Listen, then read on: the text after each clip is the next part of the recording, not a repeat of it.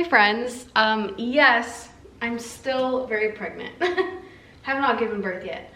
But today I want to talk to you about why I regret and resent gaining a large following for my art on social media, which I never really thought that I would say. So let's sit down for this. So I finished a very large hyperrealism painting about a week ago. I finished this. And when I finished it and posted it, I was really surprised at how unfulfilled I felt and how disappointed I felt in just the whole painting and the whole posting process. And it made me really do some deep diving into why I even paint. And it made me realize how much I regret and resent gaining a large following online on social media for my art. And I've come up with a list of reasons. I've come up with 11 reasons. Reason number 1 is that going viral is addicting. And once you have experienced going viral with your artwork, that becomes your new subconscious benchmark for success. The external validation of going viral or getting a lot of likes or a lot of comments or a lot of views on your artwork becomes the source of your validation instead of the creation process itself. So a painting that maybe you felt extremely happy with during the painting process, if you post it and it doesn't perform well on social media, it can completely alter your perception of your own work, and it can feel like a personal failure. You can take it really personal. I know I do. Maybe some people, if you have a thick skin, and you don't care, good for you. But for me, this is what gaining a large following did to my process. My confidence and perception in my own work relied completely on its social media performance. Just like, likewise, if I created a painting that I didn't necessarily love, but if it suddenly got 1 million views, 1 million likes, then my perception of that work completely changed. I'm like, oh, I love this painting. And to be completely honest, working on that hyperrealism piece, the whole time I was working on it, I was so excited thinking this is my best, most detailed painting ever. This is gonna go viral. This is gonna get the most likes. And then it didn't. And I really strongly think that is why I felt so deeply disappointed and unfulfilled after I finished and posted that painting, is because I didn't paint that from my soul. I didn't paint that because I wanted to. I picked that picture specifically because I could fit as much detail as possible in it, and so it would be the most impressive piece of realism that would impress and go viral with the most people. Hopefully that makes sense. Reason number 2 that I regret having a large following and how it affected my artwork is that having a large audience of regular people who don't necessarily care for art or understand art means that the art that they think is good, for the most part, is realism. If it's real looking, it's good. And that's just how I think the general public views art. The general public isn't a fan of abstract art. They don't appreciate every little brushstroke, or they don't want to analyze what the deeper meaning is or feel the emotions behind a piece of artwork. And so I began to shift and mold what I would create to appeal to the masses, rather than paint something from my soul or paint what inspired me. I was painting just specifically what my followers wanted. Okay, number 3 is that I developed major stage fright posting on my social media pages. The places where my art pages, where I used to post anything and everything, 3 posts a day. I'd post a picture of my palette if I thought it looked cool. It was just like my outlet, my artistic outlet to just pour my thoughts. And suddenly when I had hundreds of thousands of followers and people viewing everything I did, I almost felt like muted. Like I was too scared to post anything at all, because what if they unfollow me? The pressure to perform and maintain and continue to grow this following increases the more followers you have, and every post can feel like a test. The joy of experimenting fades because you become terrified of disappointing hundreds of thousands of eyes that are going to see everything you post. Okay, reason number 4 is I've had major imposter syndrome. Wondering, how did I even get this many followers? I'm not even a real artist. Am I even good? Do I even deserve these followers?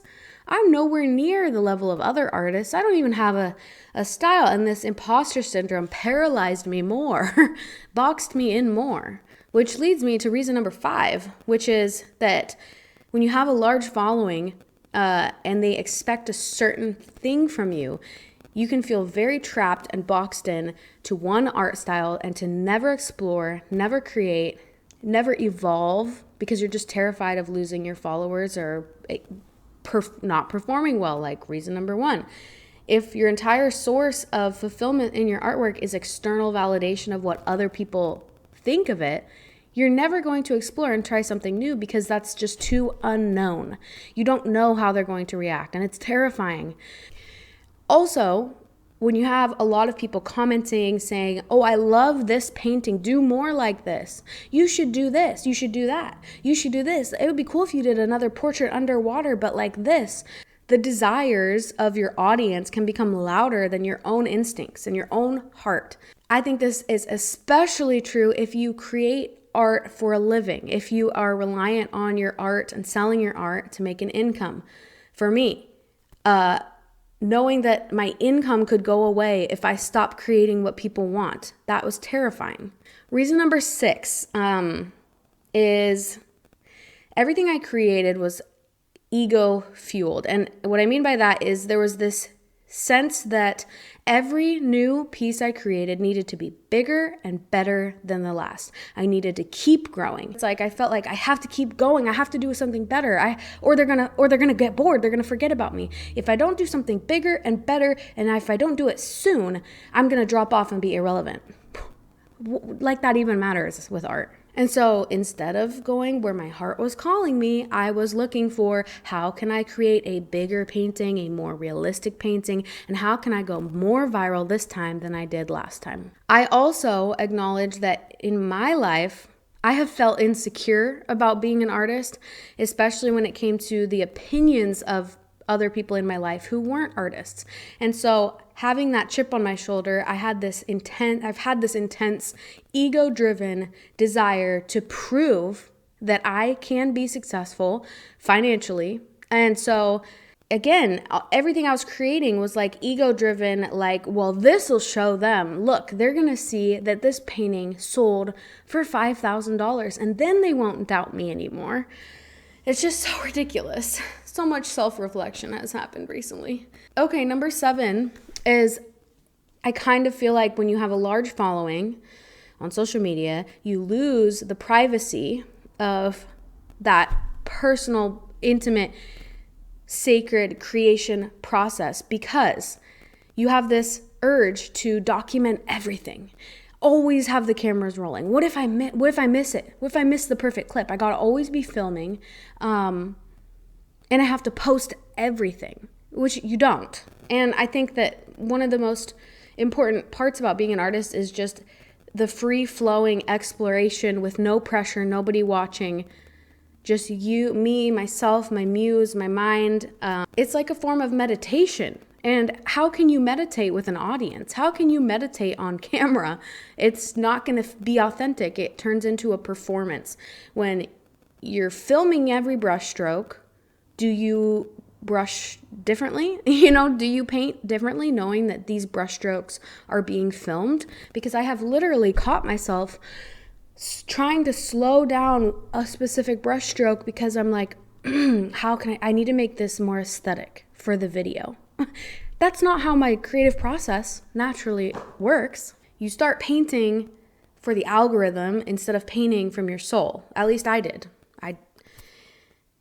Okay, number 8 is when I gained a large following for my art online and I began making a lot of online sales and income, like even from YouTube, from selling prints, selling originals, I completely disengaged with my local art community. I used to set up a booth every Saturday at my local Saturday market, and I did this in college, like back when I was selling, I don't know, I'd make $60 for the whole day, and I'd sell 3 prints. But thinking back, I miss that sense of community. I miss that sense of camaraderie, of getting out of my house, out of my state. It can be really socially isolating to just sit at home and be on social media all day long. I miss the sense of like, we're all here together. We're all setting up our booths. We're all artists. We're all creators. The friendships that I made, just the sense of belonging, of being around other people other artists. I cut that out of my life because I had outgrown it. One of my goals, well, I'm about to have a baby, so it's probably not going to be this summer, but maybe by winter, I can have a winter holiday market booth again. I miss it so much. Reason number 9 is creating became like a means to get to an end result, which was going viral, selling it, making a lot of money, rather than creating for the sake of creation itself. Creating was like the mode of transportation to get something else that I wanted. Instead of just the old days when I used to skip classes in college just to stay home and paint because I wanted to paint so badly. Like I just craved painting. Okay, reason number 10 is there's a pressure when you're doing this for a living specifically or on social media, there's a pressure to monetize everything. So there's also the pressure that I spoke about earlier, the pressure to document everything and create content out of everything. There's also a pressure to monetize everything. Everything I create, I'm going to sell. Every piece I paint is going to go on my website. Every piece I make is going to earn me money.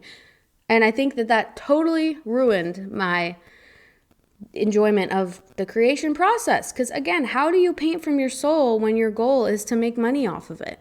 Sometimes you have to create things that nobody wants to buy in order to grow as an artist. Okay, and then reason 11 is creative burnout.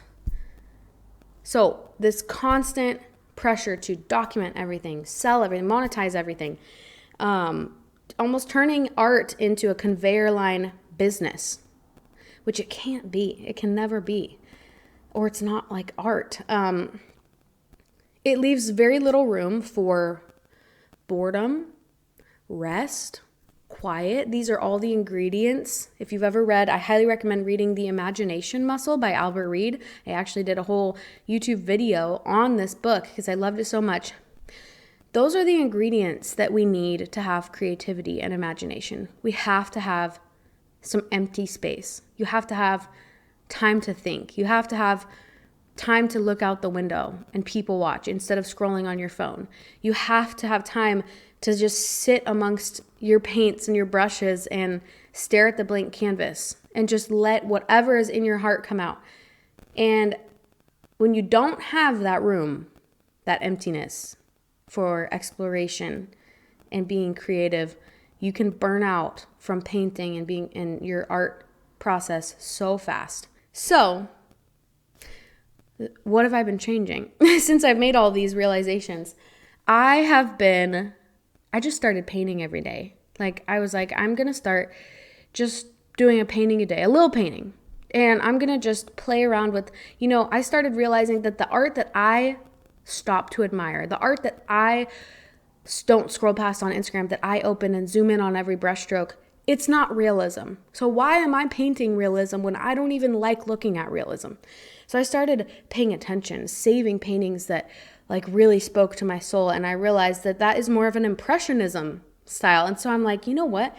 I'm just going to sit and paint. I'm just going to let it flow through me. I'm going to just experiment with brushstrokes. And I've just been painting, waking up, getting my coffee, walking out to my studio in my pajamas and just painting before my brain's even fully awake, which is another tip in the Imagination Muscle book. He says one of the ways to channel creativity is to take advantage of the waking moment, which is the 30 minutes right when you wake up or right before you fall asleep, when your mind is transitioning from conscious to unconscious. And that's when we have the most fluidity of thought. And that's when most people have their best ideas. Most of the best innovators, inventors, artists, scientists say that they had their best invention ideas or art ideas in that waking moment. So I guess I'm just not planning it anymore. I'm not setting aside time and saying for 6 hours today, I'm going to paint and I'm going to finish this eyeball. Instead, I'm just like, honestly, some days I'm coming out here, I'll paint for 2 hours in the morning and then I come back out a few hours later and I'm like, wait, I want to paint again. And then it's almost bedtime and nighttime and I'm like, I'm going to come paint for 30 more minutes, and I just let it flow when it flows. The irony is that I've been painting all these fun little paintings that are kind of like experimenting for me. And the crazy part is, although I just said don't monetize everything, I did throw all these up on my website, and they sold. And even though these paintings, I've been posting them because I just decided, I reached a point where I was like, I do not care anymore if it gets likes. I'm just going to be authentic to myself and start posting the things that I'm doing and how I'm experimenting. And they've been performing terribly, terribly. Well, I'm talking about going from like 10,000 likes on a post to 98. But people have been buying them. It's weird. The comments that I have been getting have been so much more deep and thoughtful. And like the people that are liking these paintings, I'm getting comments instead of like, wow, very good. The comment is like, oh my gosh, I can feel the emotion in this piece. I love every brushstroke. So I feel like even though the volume and my reach of people that like it is so much narrower, the like and the draw that they have towards it is so much deeper. Anyways, I'm not gonna lie, I've taken a big hit to my ego. It's been a bit of a roller coaster because when I'm not online, when I'm sitting in this studio and I'm looking around at the paintings that I've been doing and I'm painting and I'm drinking my coffee, I'm so deeply happy. And then as soon as I open my Instagram, I feel this like letdown, and I have to catch myself being like, that doesn't matter. It does not matter if it goes viral or not. It does not matter if your old boss doesn't understand this painting. The people that are meant to connect with me and what the art that I have, they will find you. They will come. And I'm a firm believer that you will find the most success and the deepest levels of fulfillment only when you pursue something, your authentic dream, because you'll be the best at it. And so we'll see. But I'm also kind of bipolar, and I switch art styles every 2 months. So if you see me creating more hyperrealism a year from now, just know my ego got to me again. I'm really curious if other artists can relate to this. Leave a comment below if you can and what you're doing about it. And wish me luck that I have this baby soon, because I am ready. Also, my new little studio space in my house, it is not fully finished. I'm only showing you this little corner because the rest of the room, storage. So this is my little palette stamp wall. Right now I have all my palette stamps hanging to dry because I do a little certificate of authenticity with my palette stamp.